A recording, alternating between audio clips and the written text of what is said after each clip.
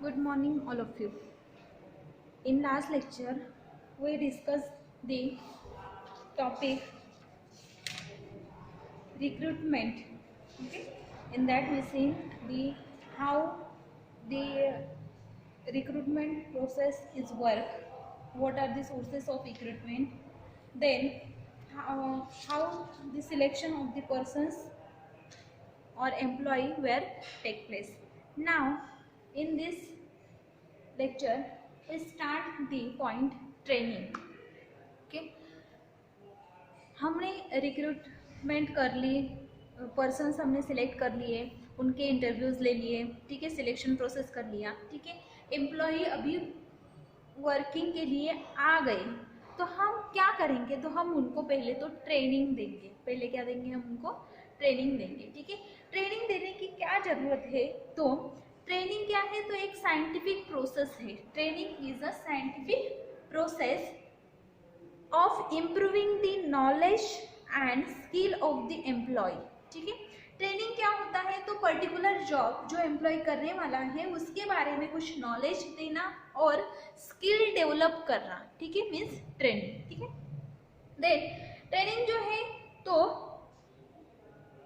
Training के importance क्या है या फिर ट्रेनिंग क्या करता है?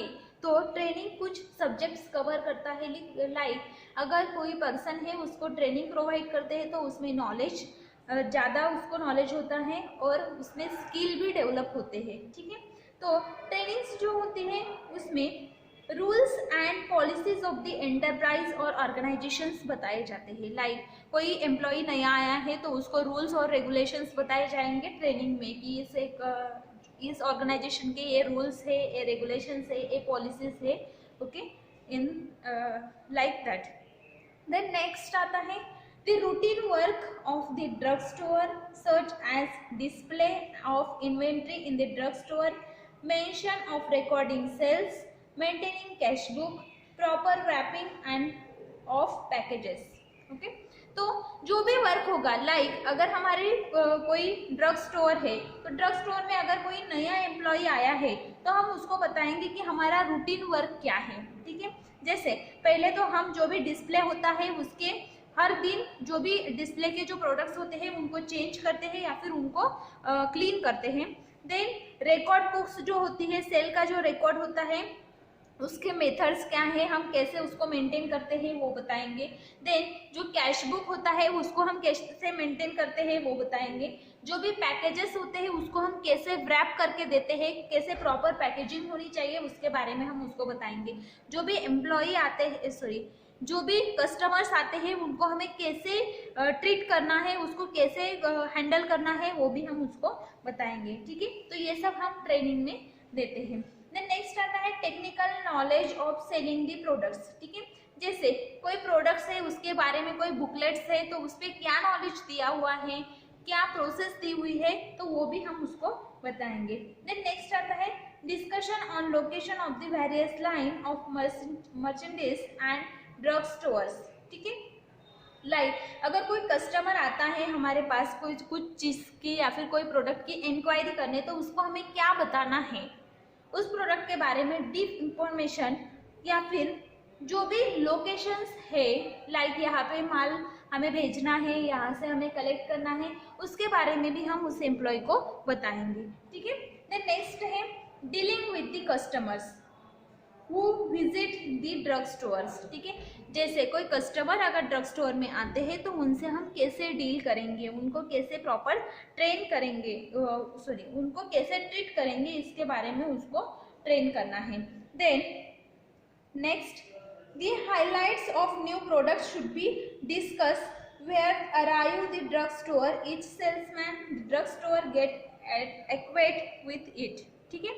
इसका मतलब है कि अगर कोई नया प्रोडक्ट ड्रग स्टोर में आया है तो उसके बारे में हमें कस्टमर्स को कैसे बताना है, ठीक है। तो हम ये भी इसमें पढ़ेंगे, ठीक है। ड्रग स्टोर के बारे में हमें जो भी कस्टमर्स है या फिर जो भी नया प्रोडक्ट है उसके बारे में हमें कस्टमर्स को कैसे बताना है, क्या बताना है, वो भी ट्रेनिंग में हम देखते हैं। देन नेक्स्ट आता है type of training, types of training के कितने टाइप्स है? तो there are 5 types of training. First is induction training. It refers to the process of introducing the new employee to the organization as well as to the existing staff members. The policies, procedures, regulations and organizations are made to known to them. ठीक है, induction programme नाम आपने सुना होगा. ठीक है, आपका भी इंडक्शन प्रोग्राम होता है जब आप फर्स्ट टाइम कॉलेज में आते हो या फिर फर्स्ट ईयर में कॉलेज में आते हो तो इंडक्शन प्रोग्राम कंडक्ट करते हैं. वैसे ही इंडक्शन ट्रेनिंग होती है. ठीक है, तो इंडक्शन ट्रेनिंग में क्या करते हैं, जो न्यू एम्प्लॉयज़ आए हुए होते हैं तो उनको इंट्रोड्यूस करते हैं जो पुराने एम्प्लॉय है उनके साथ में, और जो नए एम्प्लॉय हैं उनको rules, regulations, policies of the companies बताते हैं. ठीक है, ये हुई इंडक्शन ट्रेनिंग. देन नेक्स्ट आता है promotional training. Next one is promotional training. ठीक है, in many organization training is given to the existing employee to meet the requirement of the higher post, such as training is called as a promotional training. Suppose कोई employee है वो manufacturing department में work कर रहा है. ठीक है, उसका प्रमोशन हुआ. ठीक है, उसको इंजेक्टेबल मैन्युफैक्चरिंग में डाला तो उसको उसकी ट्रेनिंग दी जाएगी. ठीक है, तो इसको बोलोगे आप प्रमोशनल ट्रेनिंग. ठीक है, उसका प्रमोशन हुआ, उसको कोई अलग जॉब दी गई तो उसको ट्रेनिंग दी जाती है, तो उस ट्रेनिंग को आप बोलोगे प्रमोशनल ट्रेनिंग. नाउ नेक्स्ट आता है refresher training.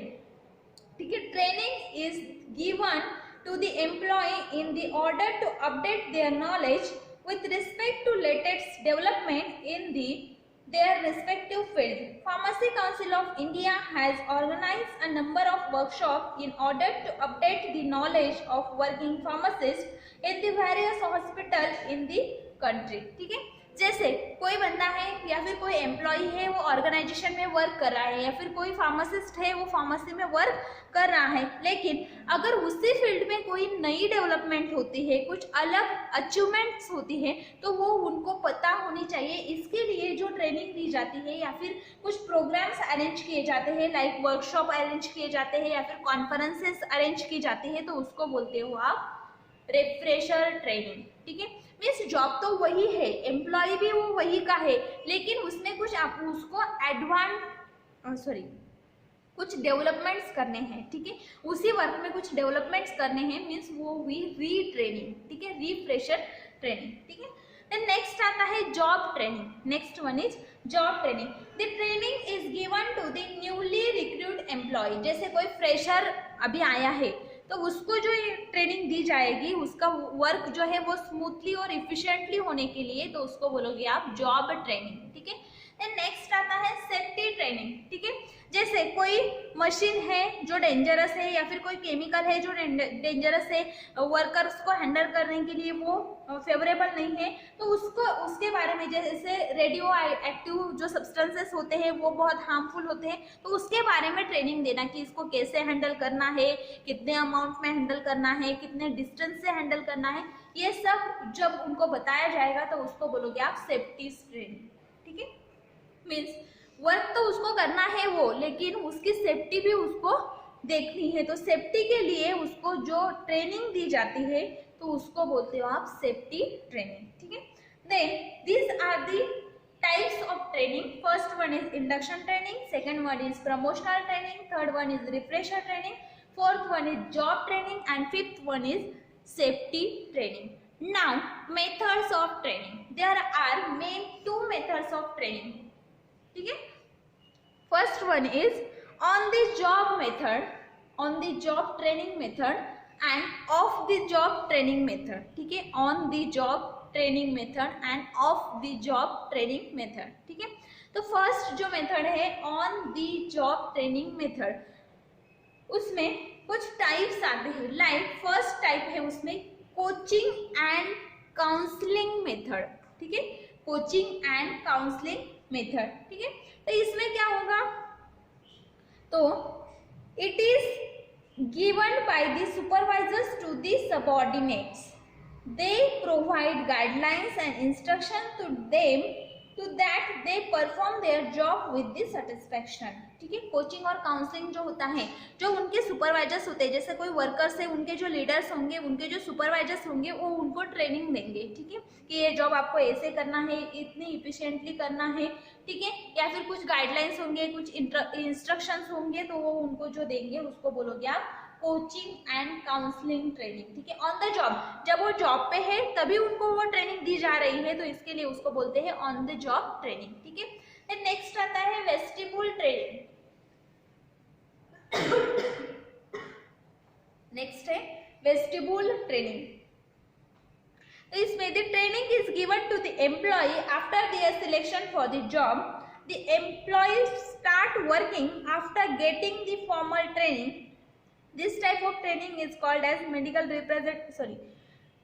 training is given to the medical representative in large pharmaceutical houses। ठीक है, वेस्टिबुल ट्रेनिंग क्या होता है, तो जब कोई नया एम्प्लॉय आता है वर्क के लिए, तो उसको जो ट्रेनिंग दी जाती है, फिर उसके बाद में जब वो वर्क करने लगता है, तो उसको बोलते हो आप वेस्टिबुल ट्रेनिंग। जैसे अगर कोई नया मेडिकल रिप्रेजेंटेटिव MR जो है वो लगा है वर्क पे, तो उसके साथ में कोई और एम्प्लॉय जो ओल्ड है उसको भेजा जाता है, उसको बताया जाता है कि आपको ऐसे लोगों को मिलना है, या फिर ऐसे आपको जो भी फिजिशियंस है उनके साथ में ऐसे बात करनी है, ऐसे उनको ट्रीट करना है। तो इस जो ट्रेनिंग है, तो इस ट्रेनिंग को आप बोलोगे वेस्टिबुल ट्रेनिंग। ठीक है, पहले तो उसको ट्रेनिंग दी जाती है, उसके बाद में उसको वर्क के लिए बोला जाता है। नेक्स्ट आता है अप्रेंटिसशिप। ठीक है, तो अप्रेंटिसशिप में क्या आता है, तो जो भी सीनियर ऑफिसर्स होते हैं, ठीक है, या फिर जो भी सीनियर या फिर क्वालिफाइड एम्प्लॉय होते हैं, तो उनके साथ में आपको पहले कुछ समय तक वर्क करना होता है। लाइक 3 महीने का, 6 महीने का, कोई तो भी अप्रेंटिसशिप पीरियड होता है 1 ईयर का, तो उतने टाइम आपको उनके साथ में वर्क करना होता है, बाद में आपको एम्प्लॉयशिप दी जाती है। देन नेक्स्ट आता है job rotation training. Job rotation training, जैसे आप कोई डिपार्टमेंट में पहले से वर्क कर रहे थे, लाइक आप पैकेजिंग में वर्क कर रहे थे, अभी आपको रोटेट किया गया है, पैकेजिंग से लेके आपको फिलअप के लिए जो भी कंटेनर्स है वो वहाँ पे आपको फिलअप करने हैं अभी, तो फिलअप के लिए अलग ट्रेनिंग दिया जाएगा। या फिर आप मैन्युफैक्चरिंग में हो, मैन्युफैक्चरिंग से आपको पैकेजिंग में डाला है, तो मैन्युफैक्चरिंग का ट्रेनिंग अलग था, मैन्युफैक्चरिंग का वर्क अलग था, तो अभी पैकेजिंग के लिए आपको अलग से ट्रेनिंग दी जाएगी, तो उसको बोलोगे जॉब रोटेशन ट्रेनिंग। आपका जॉब चेंज हो रहा है, इसलिए आपको ट्रेनिंग दी जा रही है, तो इसको बोलोगे जॉब रोटेशन ट्रेनिंग। ठीक है, देन नेक्स्ट आता है अंडर स्टडी। अंडर स्टडी, ठीक है, तो अंडर स्टडीज ट्रेनिंग में क्या आता है, तो training which is provided to the employee who have been promoted to higher level jobs in is called as under study. ठीक है, जैसे वो अभी कोई वर्क कर रहा है, लेकिन उसको हायर कोई तो भी जॉब मिली, ठीक है, उसी कंपनी में हायर लेवल पे अगर जॉब मिलती है या फिर उसका प्रमोशन होता है, तो उसके लिए जो ट्रेनिंग उसको दी जाएगी, उसको बोलोगे आप अंडर स्टडी ट्रेनिंग। ठीक है, under study training is the method of training. Now next one is special projects. ठीक है, लाइक कोई कंपनी है, उसमें कोई नया प्रोजेक्ट आया हुआ है, तो उसके लिए उस प्रोजेक्ट में जो भी टीम इन्वॉल्व होंगी, उसके लिए जो ट्रेनिंग दी जाएगी, उस टीम को जो ट्रेनिंग दी जाएगी, उसको बोलोगे आप स्पेशल प्रोजेक्ट ट्रेनिंग। ठीक है, now next committee assignment. Committee assignment, the trainee are trained by the forming committee. The discussion is done on various topics related to the job in the committee so that the trainee are trained for their assigned job. ठीक है, तो एक कोई committee होती है या फिर leader आप बोल सकते हो, 2-3 लोग होते हैं, वो इसी फील्ड के जो जॉब है उनका ट्रेनिंग देंगे। अलग कोई कमिटी या फिर डिपार्टमेंट होगा, वो उसी को ट्रेन करेंगे। तो ऐसी एक कमिटी होती है, तो वो कमिटी जो भी जॉब उस एम्प्लॉय को असाइन किया गया है उसके बारे में उसको ट्रेन करेगी, तो उसको बोलोगे आप असाइन जॉब ट्रेनिंग या फिर कमिटी असाइनमेंट। ठीक है, देन नेक्स्ट आता है junior boards training. Junior boards training. The trainee are trained by the constituent boards. They discuss the real problems, debates and various issues of the finally take decisions. The member learn the technique how to analyse and make the decisions, it widen the outlook of the training and develop them spirit. ठीक है, junior board training क्या होती है, तो जो भी नए employ आए हुए होते हैं उन एम्प्लॉयज़ को ट्रेन करना, उनके साथ में जो भी प्रॉब्लम्स है कंपनी के वो या फिर उनको आने वाले जो भी कंपनी के प्रॉब्लम्स है उनको सॉल्व करना, देन उनको कुछ नए टेक्निक्स बताना जिससे वो प्रॉब्लम सॉल्व हो सकते हैं, और उनको इफिशिएंट वर्क करने के लिए जो भी अवेलेबल ट्रेनिंग वो दे सकते हैं या फिर जो भी वो बता सकते हैं वो बातें बताना, मीन्स उनको उस ट्रेनिंग को आप बोलोगे जूनियर बोर्ड ट्रेनिंग। ठीक है, now next topic is of the job method. ये जो मेथड्स हमने देखे, coaching and counselling, vestibule training, apprenticeship, job rotation, under study, special project, committee assignment and junior boards, ये सब कब कर रहे हैं हम, जब हम जॉब पे पहले से हैं, हम वर्किंग कंडीशन में हैं या फिर हम वर्क पहले से कर रहे हैं, एम्प्लॉय है कोई ऑर्गेनाइजेशन में, तब हम ये जो मेथड से ट्रेनिंग की ये यूज़ कर सकते हैं। ठीक है, अगर हम जॉब पे नहीं है अभी तो उसके लिए हम कैसे ट्रेनिंग लेंगे। ठीक है, अभी हमें जॉब को लगना है या फिर हम फ्रेशर्स है तो हमें जॉब चाहिए, तो उसके लिए हम कैसे ट्रेनिंग लेंगे, तो उसमें फर्स्ट आता है ऑफ द जॉब ट्रेनिंग में first lecture, conferences and seminar. ठीक है, तो हमें कहाँ से ट्रेनिंग मिलेगी, तो हमें पहले तो लेक्चर से ट्रेनिंग मिल सकती है, कॉन्फ्रेंसेस से मिल सकती है या फिर सेमिनार्स से मिल सकती है। The participants are invited from the various organisation and from the academic field. ठीक है, तो इसमें जो मेंबर्स होते हैं ऑफ द जॉब ट्रेनिंग में जो मेंबर्स होते हैं तो वो मेंबर मोस्टली एकेडमिक फील्ड से होते हैं, क्योंकि उनके पास जॉब नहीं होता, वो स्टूडेंट लाइफ में होते हैं या फिर स्टूडेंट्स होते हैं, उनको एकेडमिक फील्ड के जो भी पर्सन्स होते हैं उनको इस लेक्चर्स, कॉन्फ्रेंसेस या फिर सेमिनार ट्रेनिंग के लिए असाइन किया जाता है या फिर उनको इनवाइट किया जाता है। ठीक है, then participants from the different field present in their paper on the various topics. ठीक है, तो ऐसे जो स्टूडेंट्स होते हैं या फिर जो भी एकेडमिक फील्ड के जो भी रिसर्चर्स होते हैं या फिर कोई ऑर्गेनाइजेशन है उसके जो एम्प्लॉय है अभी फ्रेशली उनका वहाँ पे सिलेक्शन हुआ है, तो ऐसे जो एम्प्लॉय है वो इसमें पार्टिसिपेट कर सकते हैं, like lectures, conferences and seminar. ठीक है, तो वो उनके पेपर्स प्रेजेंट कर सकते हैं, कोई रिसर्च वर्क होगा उसको प्रेजेंट कर सकते हैं। देन नेक्स्ट आता है स्पेशल कोर्स। ठीक है, जो फर्स्ट टॉपिक हमने देखा लेक्चर, कॉन्फ्रेंसेस एंड सेमिनार, जब कोई इनवाइटेड एम्प्लॉई या फिर इनवाइटेड एकेडमिक फील्ड के कोई स्टूडेंट वहाँ पे पेपर रिप्रेजेंट करते हैं या फिर कोई सेमिनार रिप्रेजेंट करते हैं, तो उनका डायरेक्ट कांटेक्ट जो भी कमिटी मेंबर्स होते हैं, जो भी ऑर्गेनाइजेशन के एम्प्लॉयज होते हैं उनके साथ में आता है। देन नेक्स्ट आता है स्पेशल कोर्सेस। ठीक है, तो कोई ऐसे प्रोफेशनल कोर्स है जो नॉलेज एंड स्किल बढ़ाने के लिए किए जाते हैं, उसमें ट्रेनिंग दी जाती है, like organization conducts some special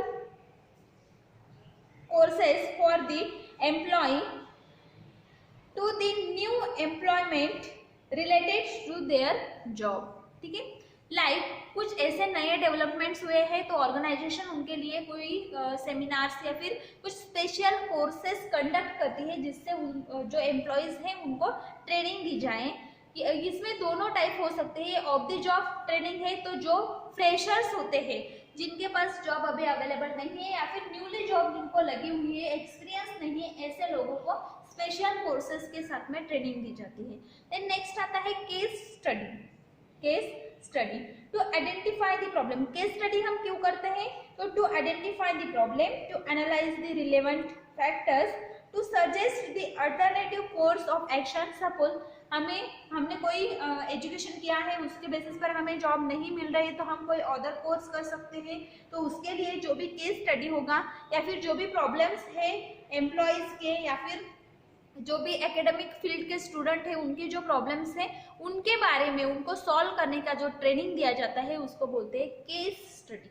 ठीक है, तो उनको आइडेंटिफाई करना, उनके प्रॉब्लम्स को आइडेंटिफाई करना, देन उनको उसके प्रॉब्लम सॉल्व करने की कोशिश करना, उनको सजेस्ट करना कोई अदर कोर्सेज होंगे तो, या फिर उनको रिकमेंडेड करना कोई अल्टरनेटिव प्रॉब्लम सॉल्विंग प्रोसीजर्स होंगे या फिर कोई कोर्सेज होंगे तो उनको रिकमेंडेड करना। ये सब जो आता है ये आता है केस स्टडी में, ठीक है। देन नेक्स्ट पॉइंट आता है role playing. Next point is role playing. In this method trainee are assigned different roles such as work manager, customers, turn wise, etc. ठीक है। यहाँ पे क्या हो रहा है, तो कोई एक बंदा है या फिर कोई एक एम्प्लॉय है जो उसके रोल जो है वो अलग अलग रोल प्ले कर रहा है। जैसे वो कोई कंपनी में वर्कर है, मैनेजर है या फिर कस्टमर है, तो इसको बोलोगे आप रोल प्लेइंग, ठीक है। वो अलग अलग रोल प्ले कर रहा है, मीन्स उसको अलग अलग तरह की ट्रेनिंग मिल रही है, ठीक है। Then they play their role under the classroom conditions. They trainee present their views while playing the different roles, ठीक है। वो जब डिफरेंट रोल प्ले कर रहा है तो उसके कुछ अलग अलग व्यूज है, वो उसको ट्रेन कर रहे हैं, ठीक है। देन नेक्स्ट आता है sensitivity training. Next is sensitivity training. It is a meeting of small group of members without any plan, schedule और एजेंडा, ठीक है। कोई स्मॉल ऑर्गेनाइजेशंस होते हैं वो डायरेक्टली कभी भी ऑन द स्पॉट उनकी जो मीटिंग है वो अरेंज करते हैं, ना कोई उनके पास एजेंडा होता है, ना पहले से कोई शेड्यूल मेंटेन किया होता है।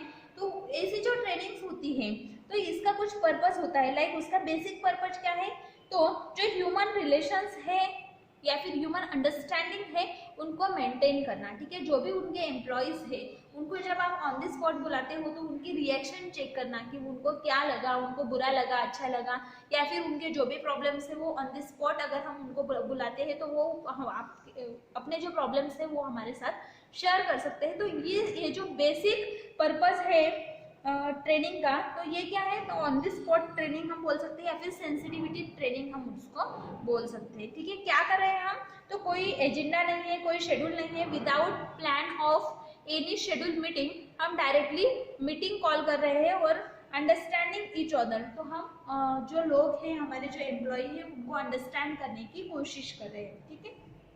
Then small group of meeting होती है, जैसे डिपार्टमेंटल मीटिंग हम बोल सकते हैं। पूरे ऑर्गेनाइजेशन की मीटिंग नहीं होगी तो डिपार्टमेंट जो होगा उसकी मीटिंग होगी, या फिर कोई छोटा सा एक डिपार्टमेंट है, 2-4 लोग हैं, स्मॉल ग्रुप है, उनकी मीटिंग होगी। ऐसे ही कोई शेड्यूल प्लान नहीं है, कोई एजेंडा बनाया नहीं है, डायरेक्टली कभी भी कॉल कर लिया और मीटिंग ले ली, उसका प्रॉब्लम पूछ लिया, आपको क्या प्रॉब्लम है, क्या अंडरस्टैंडिंग है।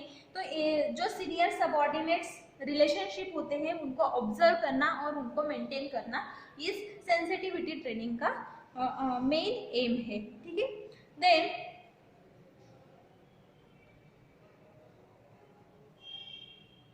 Next one is brainstorming. Brainstorming, इसमें क्या होता है, तो under this method a problem is referred to a group of training and they are asked to give suggestions for solving the business problem. The idea and suggestions which are put forth by individual trainee are analyzed and evaluated collectively by all the trainee in order to find a solution. ठीक है। Brainstorming में क्या होता है, तो अगर कोई employ है जिसको कोई प्रॉब्लम है रिलेटेड टू द बिजनेस, तो वो जो स्मॉल ग्रुप होगा या फिर उसके साथ के जो एम्प्लॉय होंगे उनको आस्क करेगा, उनको पूछेगा कि जो भी प्रॉब्लम है, तो वो जो सजेशंस देंगे उसको अप्लाई करके देखेगा, या फिर कुछ आइडियाज़ देंगे, वो इंडिविजुअल पर्सन उसको अप्लाई करके देखेगा, फिर उसको एनालाइज करेगा, इवेल्युएट करेगा कलेक्टिवली, और अगर अच्छा बेनिफिट आता है तो इस ट्रेनिंग को हम बोलते हैं ब्रेनस्टॉर्मिंग, ठीक है। वो डायरेक्टली सीनियर को बातें नहीं बता सकता, तो वो क्या करेगा, उसके साथ के जो एम्प्लॉय है उसके साथ में डिस्कस करेगा। डिस्कस करने से जो भी एम्प्लॉय उसके साथ में है वो उसको अलग अलग सजेशंस दे सकते हैं, आइडियाज़ दे सकते हैं। अगर वो अप्लाई करने के बाद में अच्छा रिजल्ट लाते हैं तो उसका प्रॉब्लम जो है वो सॉल्व होता है, बिजनेस का प्रॉब्लम सॉल्व होता है, तो उसको बोलोगे आप ब्रेनस्टॉर्मिंग, ठीक है। देन यहाँ पे हमने देखा कि 2 टाइप के ट्रेनिंग मेथड्स होते हैं, on the job method end of the job method, ठीक है। तो उसके कुछ मेथड्स हमने देखे। नाउ नेक्स्ट पॉइंट हमें कवर करना है अभी, इवेल्युएशन ऑफ द फार्मासिस्ट, ठीक है। फार्मासिस्ट का इवेल्युएशन हम कैसे करेंगे, ठीक है। तो फार्मासिस्ट का इवेल्युएशन करने के लिए एक एप्लीकेशन फॉर्म होता है, ठीक है। जैसे हम उसको चेकआउट लिस्ट बोल सकते हैं, उसको क्या बोल सकते हैं हम, चेकआउट लिस्ट, ठीक है। तो ये जो चेकआउट लिस्ट होती है उसमें हम सारा जो डेटा होता है वो फिलअप करते हैं डे टू डे, और उसके हिसाब से कौन सा एम्प्लॉय कैसा है, वो पुअर है, वो एवरेज ग्रेड का है या फिर वो गुड ग्रेड का है, वो उसके फॉर्म पे हम लिखते हैं। तो इस हिसाब से हम फार्मासिस्ट को इवेलुएट करते हैं। तो वो कौन सा फॉर्म होता है, तो फॉर्म ऐसा होता है, ठीक है। तो उस फॉर्म में जो भी कंपनी होती है या फिर ऑर्गेनाइजेशन होती है, जो भी ड्रग स्टोर होता है उसका नाम होता है, देन एम्प्लॉय का नाम होता है, name of employee, age of employee, date of joining and experience. Then आता है अपीयरेंस, वो कैसे दिखता है, उसकी पर्सनालिटी कैसी है, अलर्टनेस कैसा है, देन एटीट्यूड कैसा है उसका towards the customers, then personal acquaintance with customers, वो कस्टमर्स के साथ कैसे बिहेव करता है, देन कोऑपरेशन विथ कलीग्स, जो उसके साथ के एम्प्लॉय हैं उनके साथ में कैसे बिहेव करता है, देन प्रोडक्ट नॉलेज, उसको प्रोडक्ट के बारे में कितना नॉलेज है, देन सेलिंग एबिलिटी, वो कितना सेल करता है, पर डे हो या पर वीक हो, ठीक है। देन सजेस्टिव सेलिंग, उसने कितना बताया था और उसने कितना किया, ठीक है। देन सेल्फ इम्प्रूवमेंट, वो लास्ट मंथ में उसने इतना सेलिंग किया था, अभी इतना सेलिंग किया, तो उसका क्या इम्प्रूवमेंट हुआ या फिर नहीं हुआ, ठीक है। तो इम्प्रूवमेंट हुआ है तो वो अच्छा कैंडिडेट है या फिर अच्छा फार्मासिस्ट है। तो फार्मासिस्ट को इवेल्युएट करने के लिए हम इतने पॉइंट्स उसके फॉर्म पर लिखते हैं, रिटर्न फॉर्म में हम रखते हैं, ठीक है। अगर ये जो पॉइंट्स हमने लिखे हैं, अगर सभी पॉइंट में वो गुड है, उसका कोऑपरेशन उसके कलीग के साथ अच्छा है, पैकेज प्रोडक्ट नॉलेज उसका अच्छा है, अपीयरेंस पर्सनालिटी उसकी अच्छी है, देन सजेस्टिव सेलिंग उसका बहुत ज़्यादा है, सेलिंग एबिलिटी ज़्यादा है, और सेल्फ इम्प्रूवमेंट वो डे टू डे करता रहता है, तो हम बोले उसको गुड ग्रेड देंगे, ठीक है। अगर इस सब में वो कम है तो हम उसको एवरेज ग्रेड देंगे या फिर पुअर ग्रेड देंगे, ठीक है। तो इस हिसाब से हम फार्मासिस्ट का इवेल्युएशन करते हैं, इन सब पॉइंट्स को ध्यान में रख के हम उसका इवेल्युएशन करते हैं। Now next point and last point from this chapter is compensation to the pharmacist. Compensation to the pharmacist, majority of the drug store find it difficult to remain good employee, ठीक है। कोई भी जो drug store है, तो drug store में majority of the drug store find out the difficulty to retain the good employee. Good employee मिलना बहुत कठिन है और उसको मेंटेन करके रखना, रिटेन करके रखना भी बहुत कठिन है।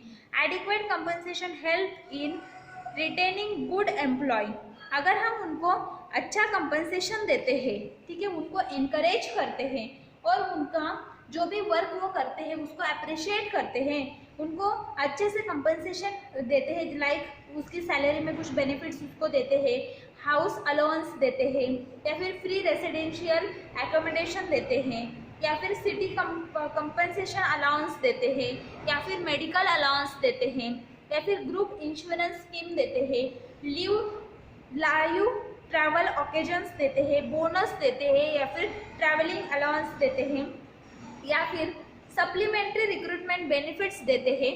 तो इससे जो भी एम्प्लॉई है वो अच्छे से अच्छे इफिशिएंटली वर्क करेगा, ठीक है। मीन्स ये क्या हुए, तो अलाउंस के टाइप हुए, ठीक है। ये क्या है, कंपनसेशन के टाइप से, अलाउंस के टाइप से, ठीक है।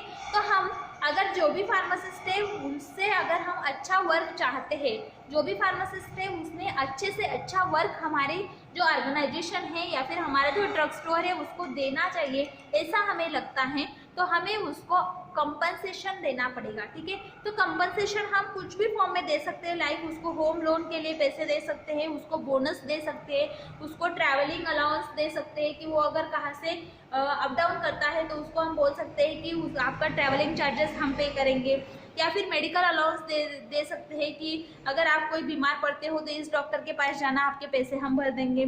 देन आप इंश्योरेंस दे सकते हो उसको, इंश्योरेंस स्कीम्स दे सकते हो, या फिर लीव ट्रैवल ओकेशंस दे सकते हो, लाइक साल में 2 दिन आपको छुट्टी रहेगी, आप घूम सकते हो, घूमने का खर्चा हम देंगे। मीन्स आप उसको क्या दे रहे हो, तो कुछ तो भी बोनस ऑफर दे रहे हो, उसको कुछ तो भी बेनिफिशियल ऑफर दे रहे हो, उसको कुछ बेनिफिट होगा, ऐसे आप सैलरी दे रहे हो, तो वो क्या करेंगे, तो वो अच्छे से अच्छा वर्क आपकी कंपनी को, आपके ऑर्गेनाइजेशन को, या फिर आपके ड्रग स्टोर को देंगे। ठीक है।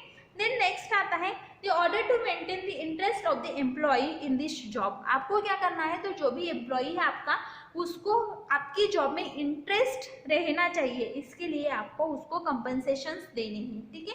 तो कंपनसेशंस के कुछ कंपनसेशन देने के कुछ पॉइंट्स है, लाइक एडिक्वेसी। ठीक है। The amount of compensation should be proportion to the responsibility of his job, should be sufficient to maintain a reasonable standard of living.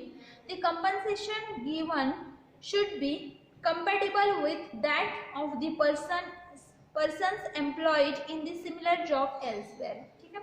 तो हम इसको उसको कितना कंपनसेशन दे सकते हैं, या फिर क्या कंपनसेशन दे सकते हैं, तो हम उसको सफिशिएंट कंपनसेशन देंगे कि उसकी स्टैंडर्ड ऑफ लिविंग अच्छी हो। ठीक है। देन अगर वो कहीं और जगह जॉब के लिए जाता है, तो उसको उससे अच्छी सैलरी ना मिल सके। मीन्स अगर वो कहीं और जॉब पे जाता है, उसको अगर 12,000 मिल सकते हैं, ठीक है, 12,000 उसको मिल सकते हैं, तो हम हमारे इसमें उसको 12,000 से ज़्यादा देने की कोशिश करेंगे। लाइक 13,000 अगर हम उसको देते हैं, तो वो हमारे ही यहाँ पे जॉब करेगा और वो बहुत इफिशिएंटली जॉब करेगा। मीन्स उसको अगर कहीं और एल्सवेयर कहीं पे भी जो सैलरी मिल सकती है, उससे अगर हम अच्छी सैलरी उसको देते हैं, तो वो हमारी जो भी ऑर्गेनाइजेशन है या फिर जो भी हमारा ड्रग स्टोर है, उसमें वो अच्छे से वर्क करेगा, इफिशिएंटली वर्क करेगा।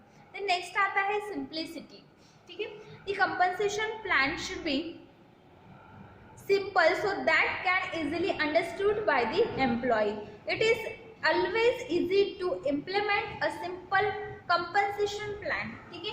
अगर आपको एम्प्लॉय को कोई प्लान देना है या फिर कोई उसको कंपनसेशन देना है, तो वो कॉम्प्लिकेटेड नहीं होना चाहिए। लाइक आपकी जो सैलरी है उसमें से मैं इतने काटूंगा, फिर बाद में आपको इतने दूंगा, फिर उसमें से इतने कट हो जाएंगे, इतने आपको मिलेंगे। तो ये अगर आप कॉम्प्लिकेटेड बना देते हो, तो वो कॉम्प्लिकेटेड इसमें उसको लगेगा कि ये जो देने वाले हैं वो मुझे नहीं मिलेंगे। ठीक है। तो आपको उसको सिंपल एज पॉसिबल कंपनसेशन उसको देना है। लाइक आप उसको बोनस ऑफर कर सकते हो कि आपको इस सैलरी पे या फिर आपके इस इतने सेलिंग पे आपको इतना बोनस मिल सकता है, या फिर आपको ट्रैवलिंग अलाउंस मिल सकता है। तो जितना सिंपल हो सके उतना सिंपल कंपनसेशन आप उसको दोगे। देन नेक्स्ट आता है इंसेंटिव्स। ठीक है। आप एम्प्लॉय को स्टिमुलेट करने के लिए, प्रॉफिटेबल ड्रग सेल के लिए, या फिर लॉन्ग पीरियड ऑफ टाइम के लिए आप उसको इंसेंटिव्स दे सकते हो। ठीक है। देन नेक्स्ट आता है प्रपोर्शनेट अवार्ड्स। ठीक है। आप उसको अवार्ड्स दे सकते हो, like place are frame in such a way that pay of the employ should be proportionate to volume the sales made by him. The salesman who is doing a better job, his follow a salesman must be a greater reward. Good salesman efforts should be suitable compensate. आप जो employ जैसा work करता है उसके हिसाब से उसको compensation दे सकते हो, उसको जॉब या फिर उसकी सैलरी में इंक्रीमेंट कर सकते हैं, या फिर उसको बेटर जॉब के बदले बोनस ऑफर कर सकते हो। ठीक है। देन नेक्स्ट आता है उसको कुछ रिवार्ड्स दे सकते हो। ठीक है। लाइक उसने अगर आज सेल बहुत ज़्यादा किया है, तो आप उसको रिवार्ड के बदले कुछ पैसे दे सकते हो, या फिर कुछ बोनस दे सकते हो, या फिर कुछ भी गिफ्ट दे सकते हो। ठीक है। नेक्स्ट आता है flexibility. The plan should be flexible enough to operate effectively throughout the year. Suppose हमने उसको बोला है कि आप पूरे ईयर तक जितना सेल ज़्यादा करोगे आपको उतना रिवॉर्ड्स मिलेंगे, या फिर उतने गिफ्ट्स मिलेंगे, या फिर आपको उतने पैसे ज़्यादा मिलेंगे, बोनस मिलेंगे। तो आप जो भी उसको ऑफर कर रहे हो वो ऐसा होना चाहिए कि फ्लेक्सिबल होना चाहिए। लाइक ऐसा नहीं कि वो जो कर रहा है उससे ज़्यादा आपको उसको पे करना पड़े, ठीक है, तो वो जो कर रहा है उतना ही आपको पे करना है उसको, और फ्लेक्सिबल ऑफर्स होने चाहिए through out the years. Now next आता है प्रमोशन, ठीक है, अगर जॉब अच्छे से वो कर रहा है, अच्छे से उसकी रिस्पॉन्सिबिलिटीज वो संभाल रहा है, तो आपको उसको प्रमोशन देना है as in the form of compensation, ठीक है।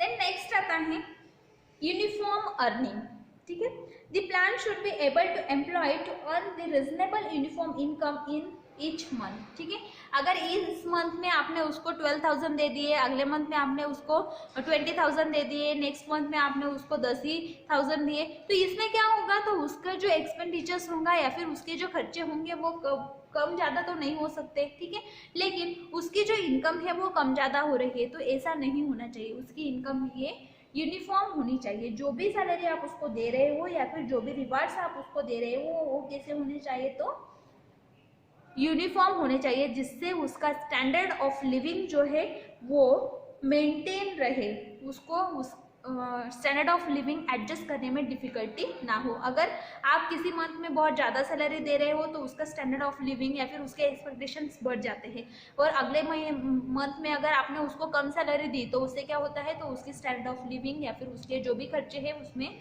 उसको डिफिकल्टी फेस करनी पड़ सकती है। इसलिए जो भी मंथली इनकम है उसमें वेरिएशंस नहीं होने चाहिए, वो उतना ही होना चाहिए, ठीक है। यहाँ पे आपका recruitment, training, evaluation and compensation of the pharmacist ये चैप्टर एंड हुआ, ठीक है। नाउ नेक्स्ट चैप्टर होगा आपका बैंकिंग एंड फाइनेंस, वो हम नेक्स्ट लेक्चर में देखेंगे। यहाँ से आपका बैंकिंग स्टार्ट होता है, तो ये जो टर्म्स है जो बैंकिंग के लिए आपको लगने वाली है वो टर्म्स पहले हम 8 नंबर के चैप्टर में बैंकिंग एंड फाइनेंस में देखेंगे, देन आपका 9 नंबर के चैप्टर से अकाउंटेंसी स्टार्ट होगा, ठीक है। तो नेक्स्ट चैप्टर में हम देखेंगे banking and finance. Thank you.